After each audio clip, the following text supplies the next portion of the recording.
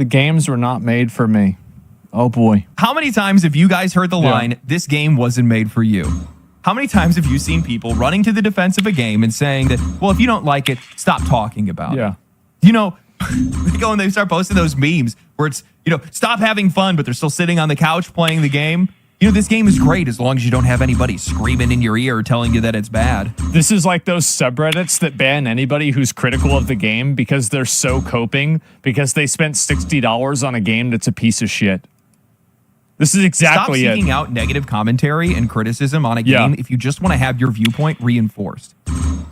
Stop hitting yourself. That's what you're doing at this point. I recently saw that somebody had posted an entire Reddit thread talking about me and my video on Avowed, saying that I am the one that's ruining commentary around games. I am destroying. He's one of the only ones that provides fair commentary about it. Like, I've seen a bunch of the other videos about Avowed, and, like, I'm sorry, but some of these other, you know, again, I don't like using the term, but some of these other, like, anti-woke YouTubers, bro, the National Enquirer has more decency than them with thumbnails. Holy shit. And you're going to compare him to those people? Video games and the video game community. You guys are helping by watching my videos in the first place. Shame on you. The even-handed criticism that I had in my Avowed video where I was relatively soft on them in comparison to just about any other game or any other studio because there were parts of Avowed that I genuinely liked and I like Obsidian as a studio. No. I'm the bad guy. That's right. Have you ever noticed? noticed? The same thing for me. I was the enemy and I gave the game a 7. A good game doesn't need anybody to run defense for it. No. It just exists. It's just there. It speaks just does for itself. Thing. So it got me thinking, what are the chances that these communities are the ones that have been ruining games? We've 100%. seen so many games come out to seemingly no audience. The quest for the mythical modern audience, where they seem to exist in certain social circles and social media, but the minute that a game hits the market, they evaporate. Where did it go? They never existed in the first place, and they only put it out there. There's a lot of people who they want to have the right opinions, but they were like, yeah, I really liked it. I'm like, how far did you get? They said, I played the demo. I'm like, okay, got it. It's one of those. Yeah, I never played it. So it got me thinking, who are these games made?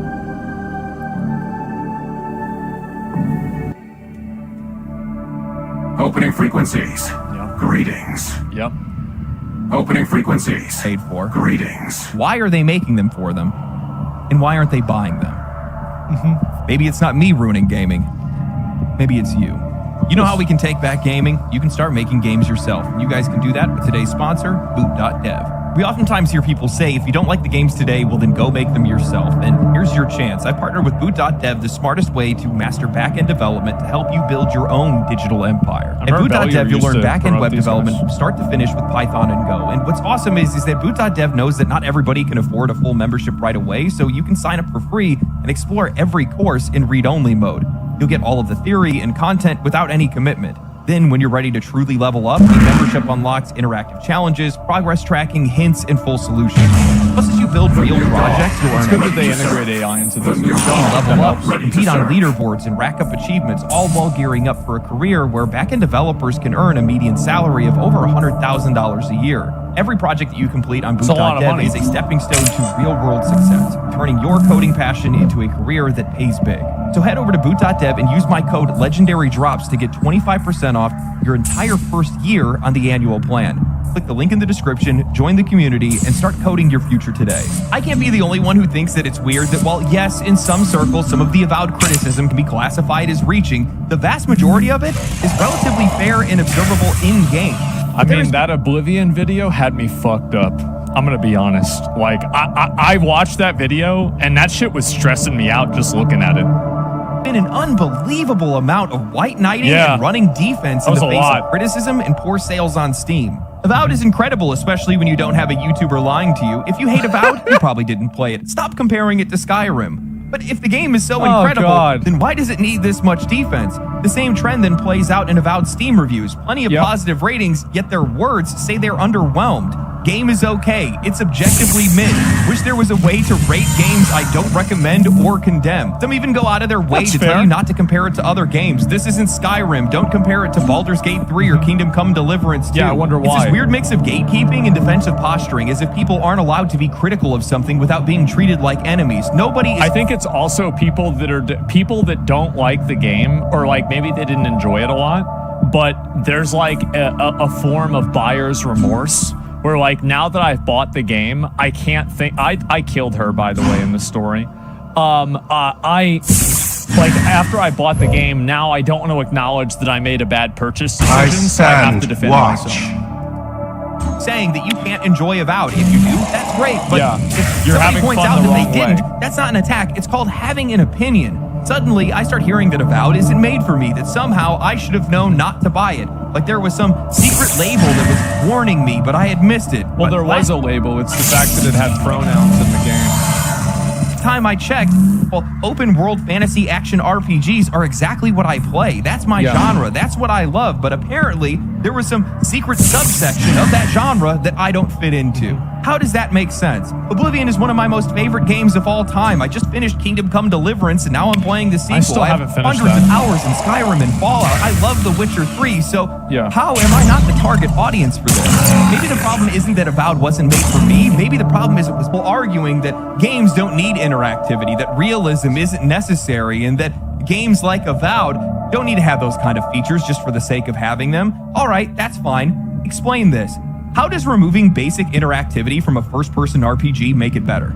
Please. It doesn't. And the story was shit. Like, there are so many things about this game that were just kind of very mid. And, like, as somebody, like, again, I was in the cave. I had never seen the light. So even a flicker in the darkness was as bright as the sun. That's why I rated this game a 7. I didn't even realize Oblivion blew this out of the water in 2005. I had no idea. That was tough, bro. It was. I couldn't believe it. Take the time to explain that to me. How does it enhance the experience when you can't pick up objects, when you can't touch the world, Yeah. when you can't interact with doors, when people don't move around towns? It doesn't. Oblivion and Skyrim are decade-old games within the same genre, using many of the same systems, yet they feel light years ahead in interactivity. And somehow, we're not allowed to compare them. And why is that? Because it makes Avowed look bad? Yes. That's the entire point. If a game That's that the entire reason why they don't compare this to the other game that's better, because then that will make this game look bad. That's exactly right. came out Yep, in that's it. 2025 is getting obliterated by a game made in 2006 and 2011. And maybe the problem isn't the comparison. Maybe the problem is the game itself. Imagine Look that. at the lengths that they have to go to. Yesterday, I saw a Reddit thread pop up that was talking about me and my video on Avowed. And it was titled, "The hate for Avowed has made me realize something." I just fucking hate gaming discourse right now. No, you hate being disagreed with, and you hate your opinion not being the majority opinion. You don't like it's not gaming discourse. It's the fact that they're not agreeing with you. It's that simple. I just got done with a video reviewing the cope of a game and saying they should Oh, God. expect more from themselves. Honestly, why? Why does it have to be the best game ever? Why can't it be a good romp? Dawn Over it, man. rises. The top comment read, I played this game. I beat the game. I had fun. Like, why can't you just have fun? Why does everybody need to tell you that you had fun? Why can't you just decide that for yourself? These are people like, nobody's telling me. Everybody's saying I'm having fun the wrong way. This isn't fair. honestly, I think It's it's helpful to embarrassing. remember that none of this These is people about... require social approval. They do. They do. And that's why they're the same group of people that are the virtue signalers. This is what I said. If you want to get rid of the virtue signalers and the people that are trying to put this stuff in games, take away their approval. Because everything is about the approval. They don't care about anything other than optics. And this is what matters to them. If everybody thought this game would be fun, they'd be happy. But they can't be happy playing it. Yeah, they have validation addiction. Exactly. It's narcissism. It's annoying. gaming, and it has nothing to do with the games in question. But what we're seeing is a global level slide into extreme partisan rhetoric fueled by both organic and inorganic media algorithms. The same mechanism accelerating divisive politics that are bleeding into every aspect of life. I love how you can say that on a Reddit that bans people for certain types of dissent. Don't you realize you're a fish complaining about water? You're sitting there on a Reddit, and this Reddit is banning people for having disagreements because this isn't the correct way that you can disagree. Reddit's the most inorganic place ever. Yes, exactly. The new dawn rises. Like, I had fun at playing the game. What's wrong with you? Why can't you just do that? Keywords, trending rhetoric, and viral talking points. You can find them or some variation thereof. And not arguing any vast That's conspiracies, only saying it's an evolving consequence of destabilizing global socioeconomics combined with...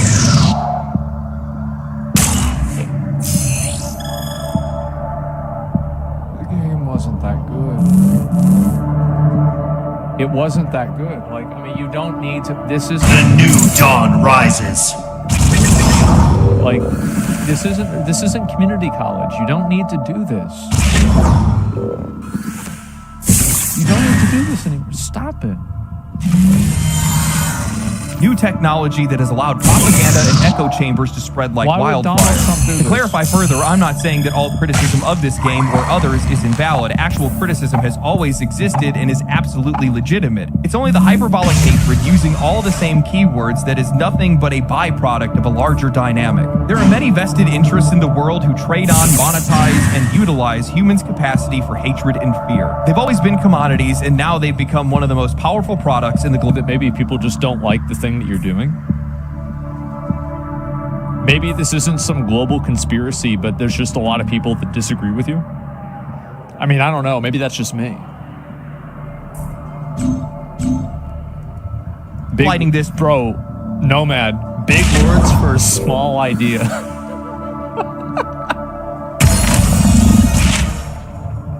God, I couldn't have said it better myself. Holy fuck, there it is, isn't it? Yeah. Well put.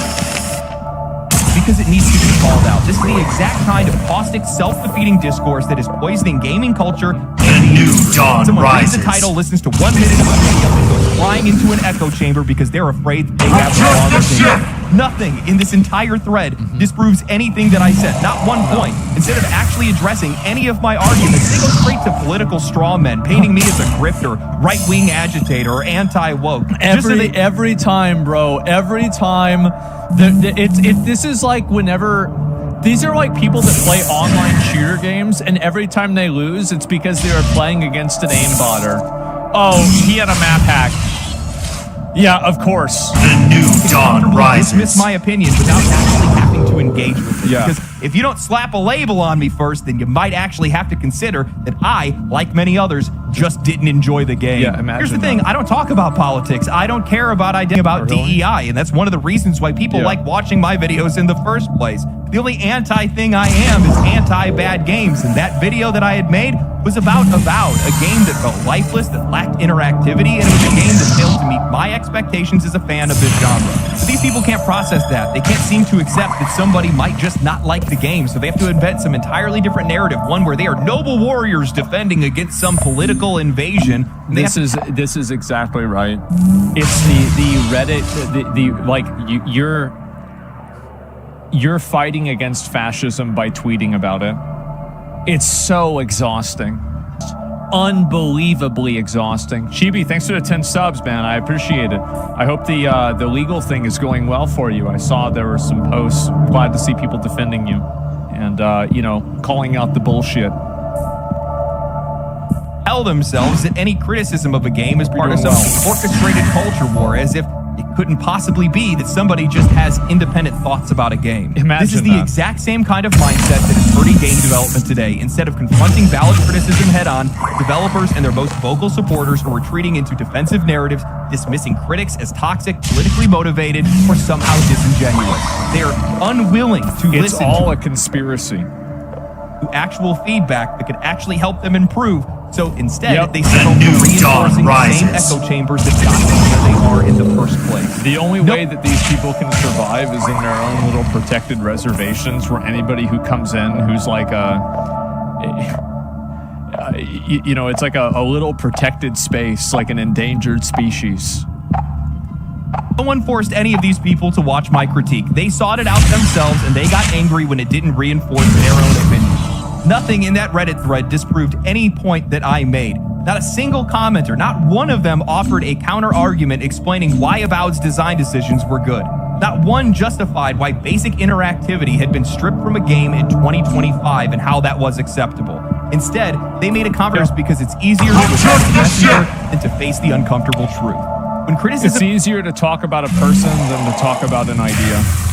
And that's really what it comes down to, I think, more than anything. Cannot be engaged with honestly. When people go out of their way to label or dismiss anybody who disagrees with them, all they are doing is insulating developers. Just a minute. Somebody said Asmon is biased towards Eastern games. How is he defending Monster Hunter Wilds? It's a piece of nothing.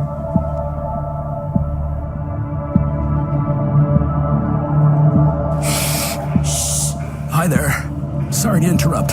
Interruptions can be quite annoying, like a stuffy nose. Getting in the way of your day. The new dawn rises. No Drip is here. Ridiculously powerful nasal congestion relief fast for up to 12 hours. And it stays right where you spray it, with no drips all day. That's why we call it Afrin No Drip. Afrin, the wow is real. Use that direction. Listen, if you want to play Dragon Age the Veilguard, but don't make me have to do it. I don't want to have to do it. Yeah, you're wrong. Like, your opinion's just wrong. Like, I'm sorry. Wrong opinion. You're done. Yep, just nope. Ban them. From Probably should reality. ban This them. isn't just bad for discourse, it's actively sabotaging the future of Yeah. game design.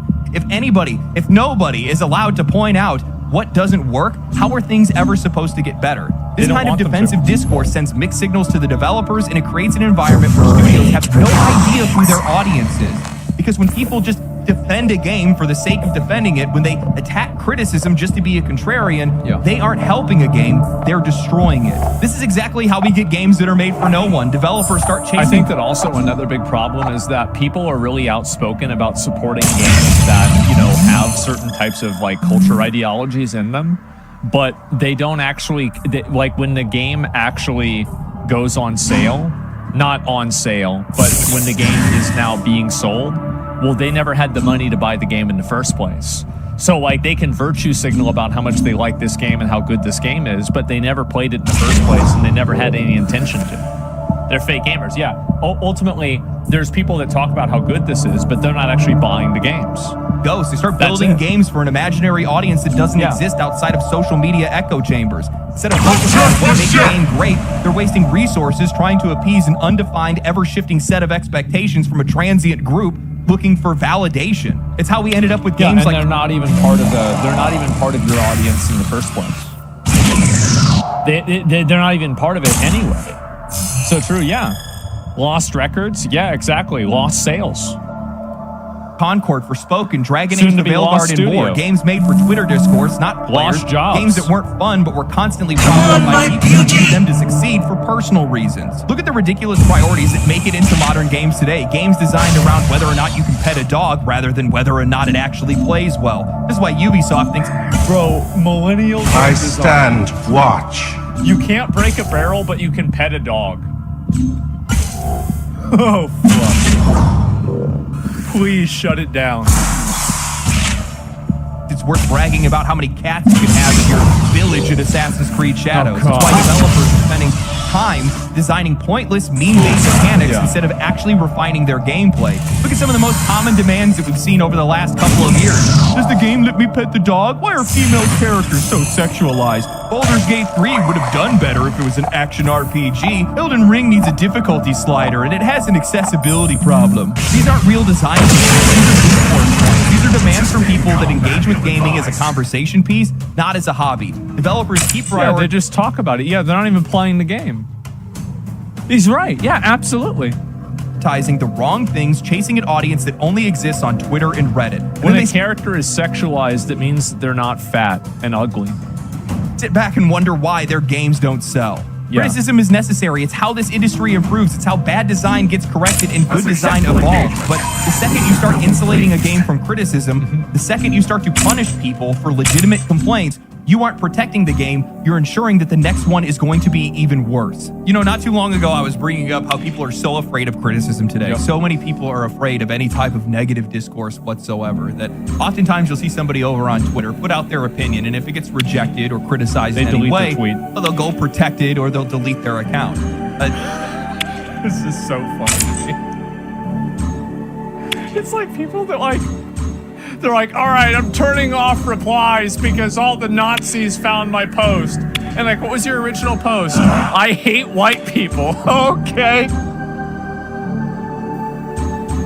For sure, yeah. God, you really got the Nazis riled up with this one, didn't you? That writer that everybody likes to hate, listener Mercante, she posted talking about how anybody that was criticizing about, or some of the people that are criticizing about, aren't adding anything meaningful to the industry. I commented back simply saying that that's funny because they're actually contributing with their money, which is likely the most important contribution of all, and protected. These are the kind of opinions that are shaping games. Game developers will always lean towards their fans because they're most likely the people that will buy the game in the future or their next game or whatever it might be. But the problem is that if you're not listening to those that what's happened is that these people have done a very good job, and you know the facade is beginning. It's completely cracked. It's done, right? It's over at this point. But for a long time, these people actively misrepresented what the fan base was. And they actively tried to gaslight developers and studios and publishers into thinking that actually, if you want to make a really popular game, you have to make it for this, wide audience of people that doesn't play video games, without ever thinking, why don't they play video games? And where is your mainstream audience? criticizing your games, if you're being protected, Parents, they succeeded from for a people while. Yeah, they that did. are trying to criticize your games, well, then your audience is going to get smaller and smaller each passing year. They do. If you're down to the point where you have to have your fan base out there telling people not to compare a $70 AAA full-priced game to games made over a decade ago, you're in a real bad place. Yeah. You're in a very, very bad place. Please, guys, don't look at the 17-year-old. No. This isn't, the comparison's not fair. You see back then and the engine, no, it's not the same. This is why we get tone-deaf games. They are making games bad. for their protectors. And these folks are contrarians. They see people that are out there. And It's like a steakhouse letting a vegan. Yeah, it's a vegan reviewing steakhouses. Exactly. Yeah, this wasn't for you in the first place. Themselves as white knights, and they have to defend the game that they like because, well, they can't have a wrong opinion, and the only way to not have a wrong opinion is to go after those people. Anytime they see negative comments, it sends their blood pressure up over 140. They're pulling their blinds down and checking out the window to look outside.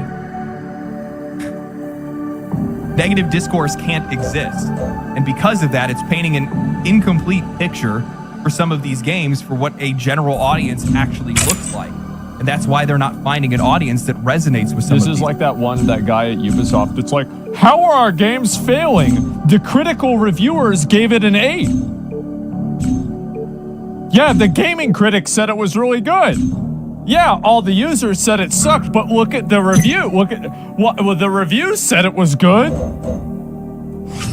It's games. And now while the players are definitely making their contribution to muddying the water and making it difficult for some of these studios to nail down who their audience is, it doesn't help that these developers are looking in all the wrong places as well. I saw a tweet the other day from Michael Dowse, Larian Studios head of publishing, and it really hit the nail on the head because he was talking about how so many of these big budget games don't actually tell players what they are before launch, nor do they understand who that audience is before they launch. They rely on billboards, hype, and broad marketing campaigns, but they fail to build any real relevance or resonance before they release. It's a completely avoidable disaster, but it keeps happening because these games are assuming that they have an audience before actually trying to earn one. And that's where this industry keeps going wrong, because for years now, publishers have still been relying on outdated methods to try to figure out what players want.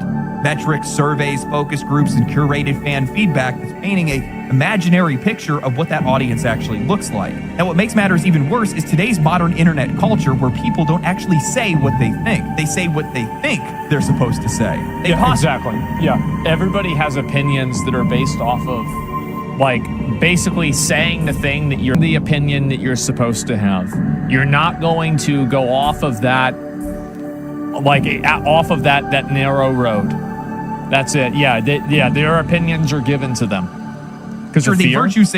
What's everybody? I think a lot of basically a good example of this is that if you look at any form of media, no form of traditional published media criticizes any element of DEI, and it unilaterally supports it with no critical evaluation whatsoever.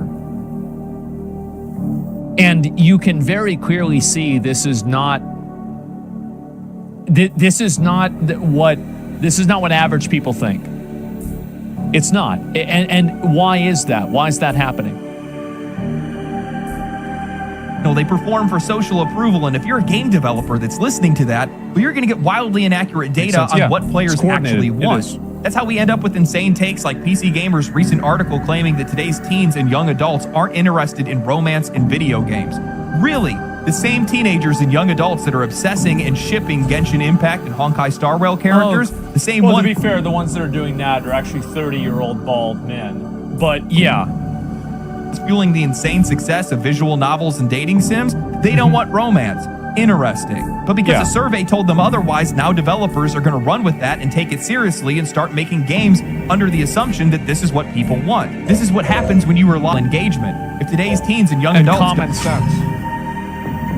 You really think that teenagers don't want to have the ability to romance a teenage guy doesn't want to have the ability to romance the girl in the game with big boobs? Do you really, let's just take a step back here. Do you really think that they don't want that?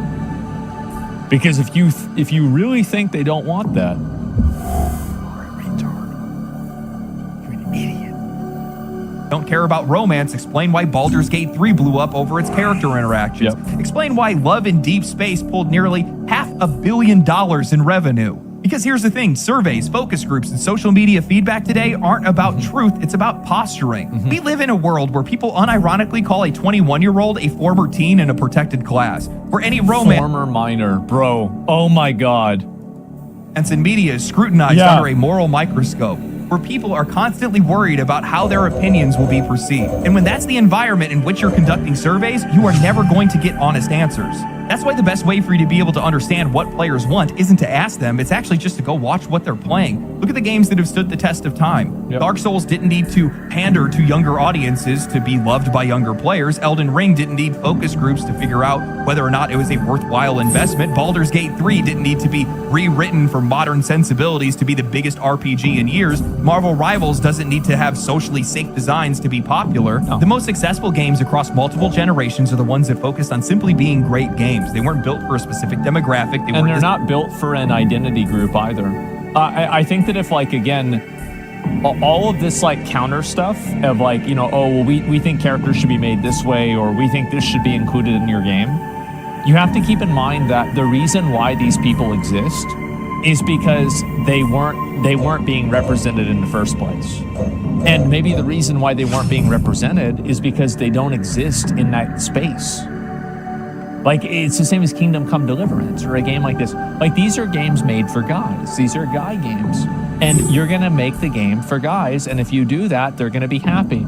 This is the same reason why manga is completely outperforming comics in America, is that comic books in America don't know what their audience is. Manga is defined by its audience. Shonens are for young men. That's basically that's the word. They know what they are. Designed to be socially approved, and that's what made them timeless. But I think the biggest mistake that these developers are making isn't just using bad data, it's that they're trying to forcefully blend audiences that don't need to be blended. Instead of committing to a clear vision, they're trying to make a game that appeals to both youth and adults at the same time, and in the process, they're making games that don't resonate with anyone. I can't be the only one that's noticing how many mature-rated games are suffering from an identity crisis. They want to tackle mature topics, but they refuse to actually write or present them maturely. That's because the people that write them are stupid. And they're not good writers. That's the reason why. So why are they not able to approach mature topics in a mature way? It's because they're bad writers and they're immature personally. Metaphor had no problem doing that. Final Fantasy 16 had no problem doing that. Disco Elysium, as far as I know, has no problem doing that. I didn't play enough of it to really know. Cyberpunk has no problem doing that. So no, it's just that they're bad at their job. They're bad. Like, oh, shit. The language sanitize the characters and dull the edges of their stories, leaving players with something that feels completely disconnected from its own themes. The reality is, mature games, or any game for that matter, really doesn't need to be designed for a specific age group. Great games are ageless. Everyone appreciates a great game, regardless of their age, and the moment that you start tweaking the language, tone, and the content to be able to pander to a specific demographic is the minute that you're going to lose the entire audience altogether.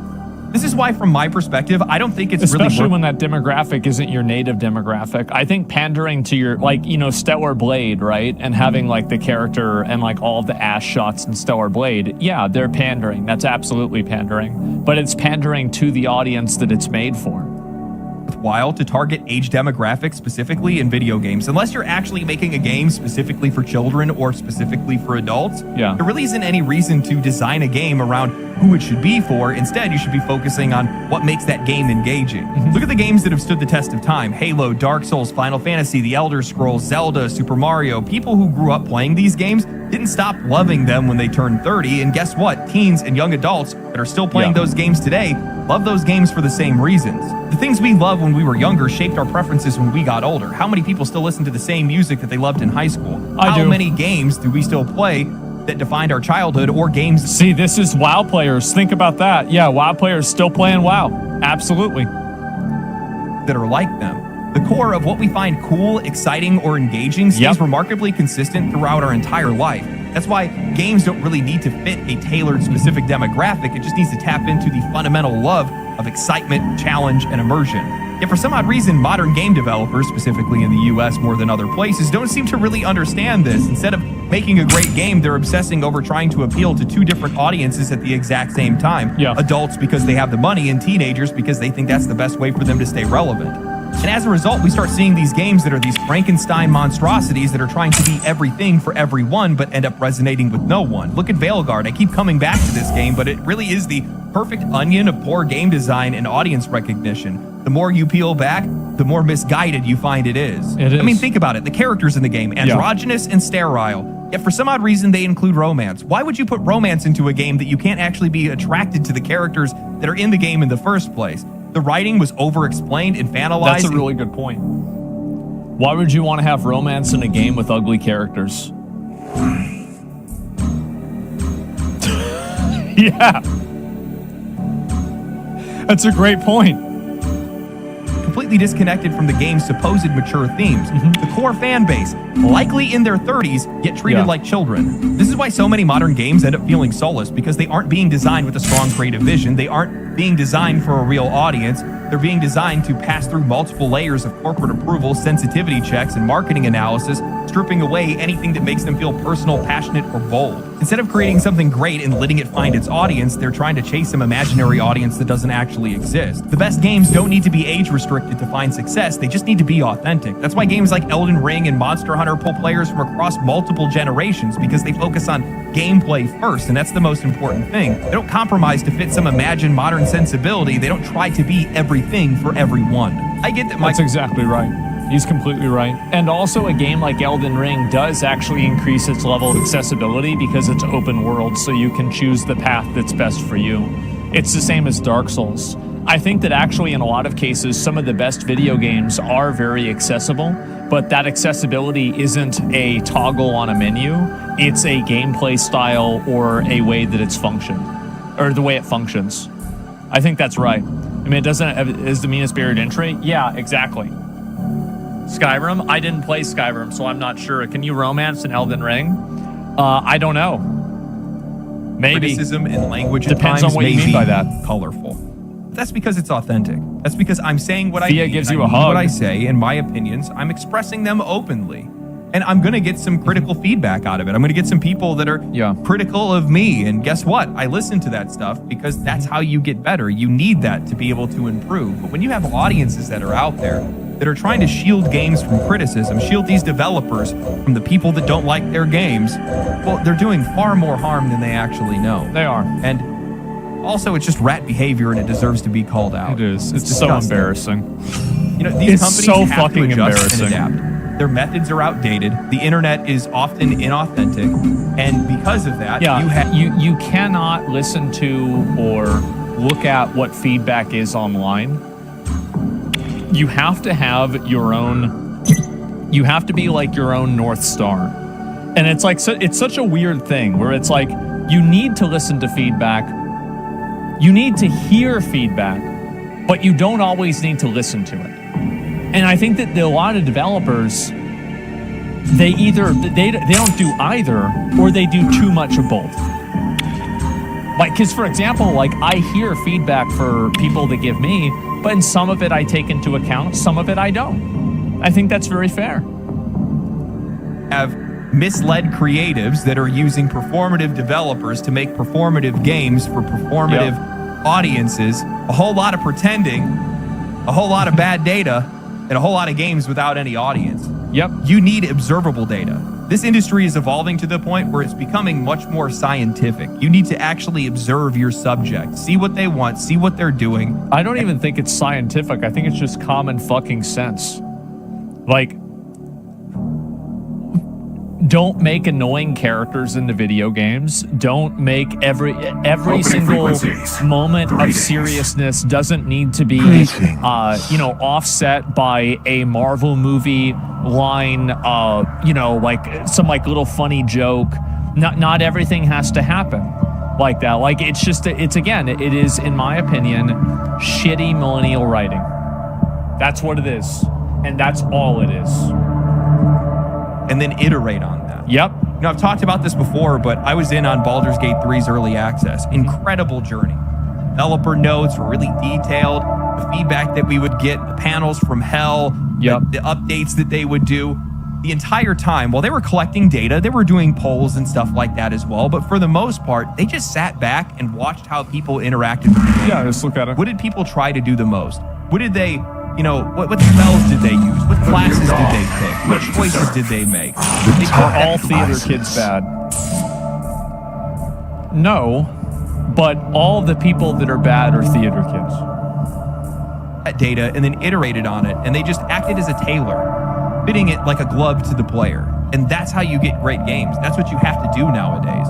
You can't come up with some pre-designed audience anymore. That doesn't work. You can't go and read social media. You can't watch... you can't listen to like things that are said on Twitter or on Reddit because oftentimes people aren't really saying what they mean. They're just saying whatever they can to get the most people to agree with them because they need that interaction. They need to be accepted, baby. Right here. Get that validation right into my veins. Yeah, I've got to say the thing to make sure that everybody that I'm friends with knows that I'm on their side and I agree with them. Yep. But that's what you have to do. You have to ignore that kind of stuff. You have to be dynamic, and I think a lot of these companies are still stuck in their ways, and because of that, it's leading to a lot of these games failing to find an audience. I love topics like this. You guys got to keep in mind, I am a marketing major that got into construction. I have a degree that I never got to use. It's the whole reason I made a YouTube channel to begin with, was because I wanted to understand what players' needs were. I wanted to understand how these games were finding an audience or how they were failing to find an audience, and I wanted to be somebody that could advocate for games to be able to reach audiences better. I think that once I get a little bit more comfortable with YouTube and I feel a little bit more stable on the platform, I'll probably start to try to get into at least consulting with marketing and customer outreach and stuff like that, because I think that I think I could do a lot of help. I don't know. There's probably plenty of people that are out there, especially on Reddit apparently, that don't to do anything of the sort. Yeah, I've offered the same thing. I mean, a lot of game developers, like if like they want help. Like for example, like a lot of sponsors that I do, they don't want to hear it, bro. Yeah, they do actually. Like a lot of sponsors that I've done before, I'm just like, yeah, I'm not going to do it your way. I'm going to do it my way, and let's just see how the numbers are. And then we do it my way. The numbers are really good, and I never hear a problem again. Nothing goes wrong. So, I don't know. We'll see. Yep. But anyway, hope you guys enjoyed the video. If you guys did, well, like the video, share it with your friends, follow me on Twitch, follow me on Twitter. People have been enjoying me over there. If you didn't like the video, well, I guess I'll see another post on Reddit. Oh, boy. For that, my friends, stay cool, stay righteous, stay safe. I'll see you in the next one. Yeah, I think you cooked Sorry to with this ruin your one, man. I groove. really do. Isn't that the worst? What if I told you that there Like, was a way it's for you to almost skip like I didn't ads even like really have this a lot to forever? add with This this is because Pi, I just and feel if like it you sounds pretty much familiar said to what you, you it need to tells you say. because you've Like, seen I their mean, it's the ads same thing that everywhere, I would say, especially this honestly. one. It's like if you want to make a game that's not made for you, you tell that to enough people, and then you're just going to have a game that's made for no one, right? I mean, that's basically what happens. Look, guy, I like it. Yeah, there's the video. Give it a like. I watch a lot of the Legendary Drops videos. I think that they're really, really good. All I can say is sometimes people get hurt. All I can say is sometimes people get hurt. All I can say Standing by. sometimes people get hurt. All I can say is sometimes people get hurt.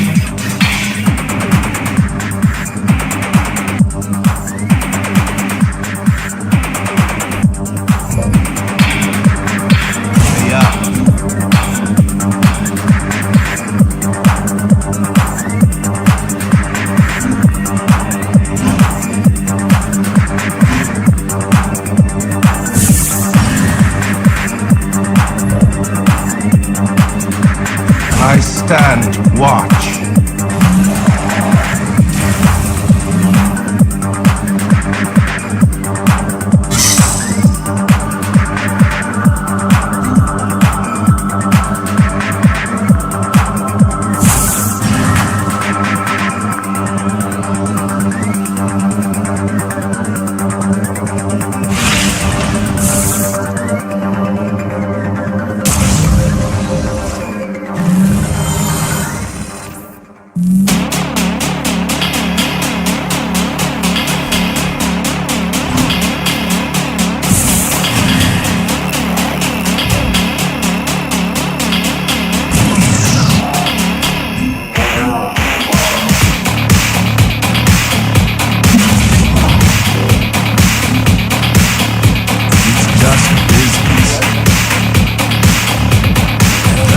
Singularity stand.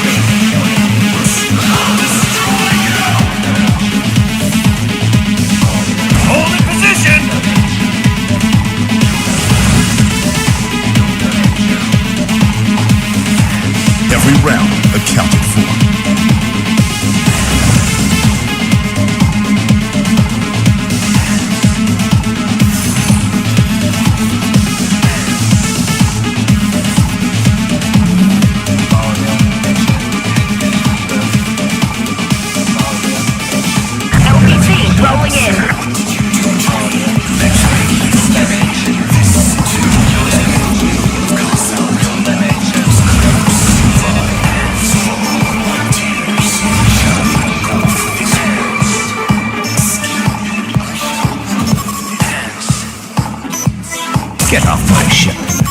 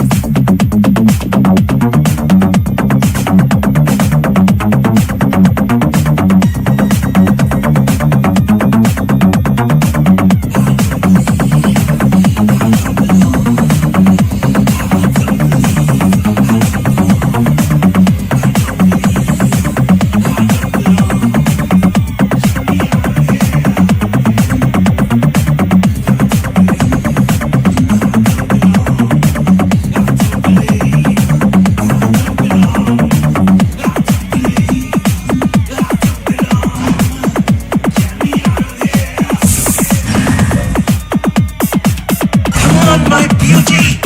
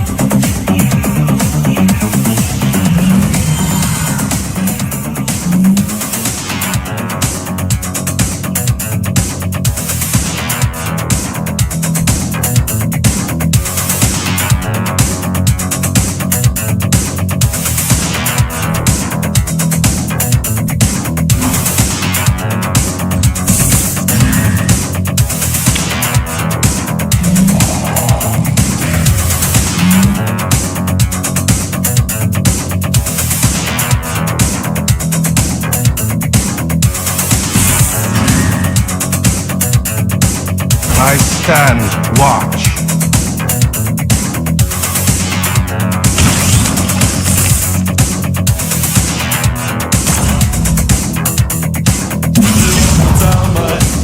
You want to tell me that you like it when I push you down. You want to tell me that you like the things I've done to you. You want to tell me that you like the way I treated you. You want to tell me.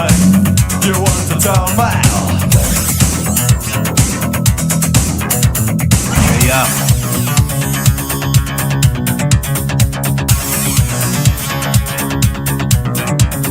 Set the rules, just hands to this. To define what must be done. Have a smile on every face. Do it fast and have some fun.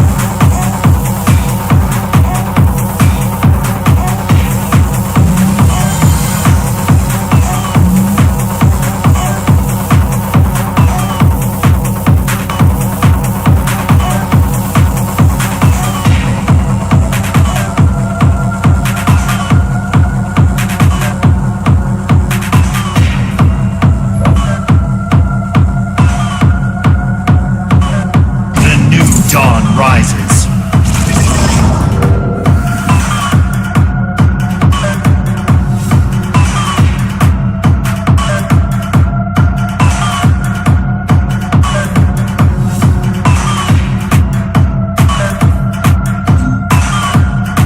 It's just business.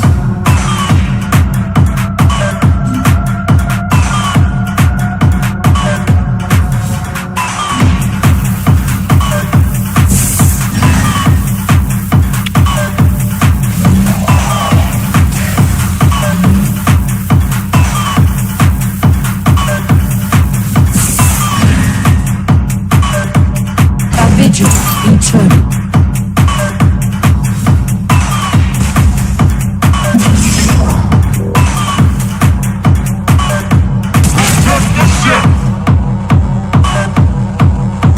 Singularity stands.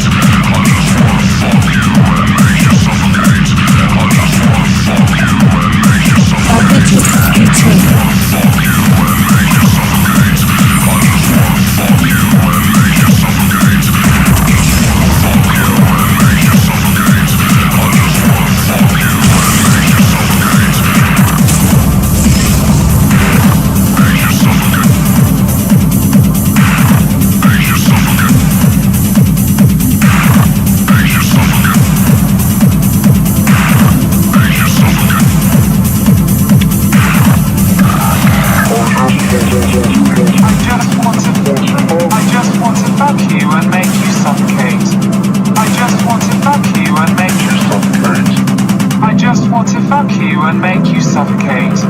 I just want to fuck you and make you suffocate.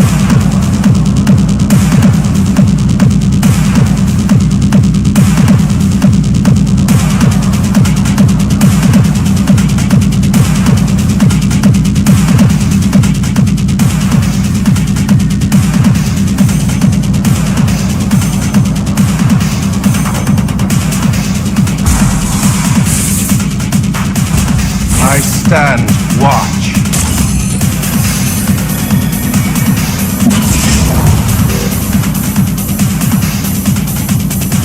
Gone into the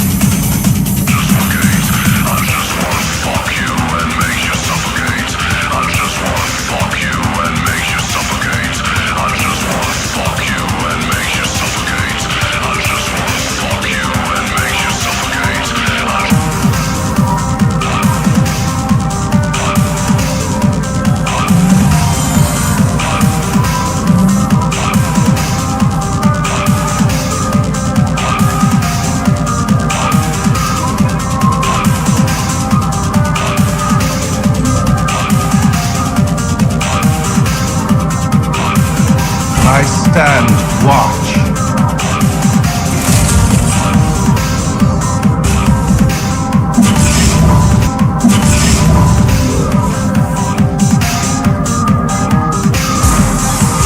The new dawn rises.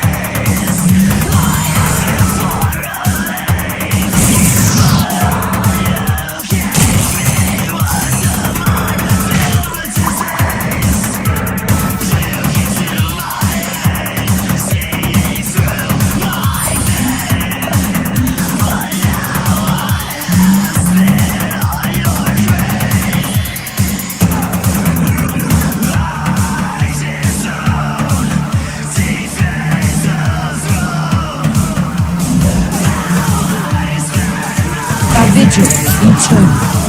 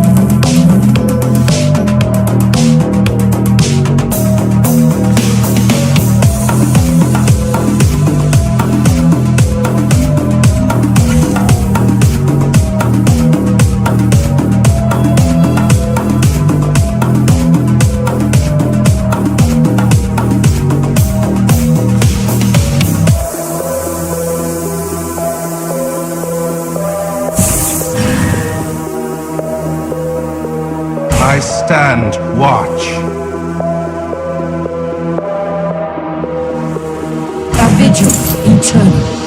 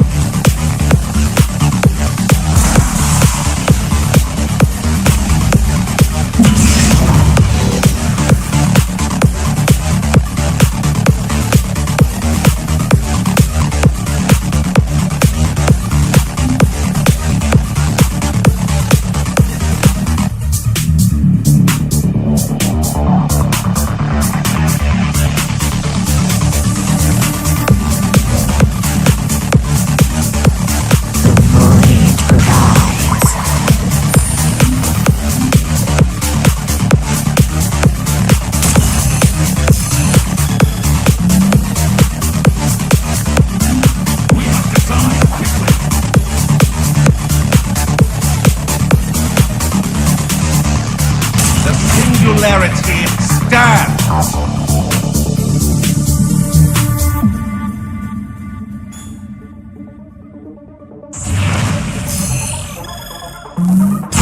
Myself in tribute. I stand watch.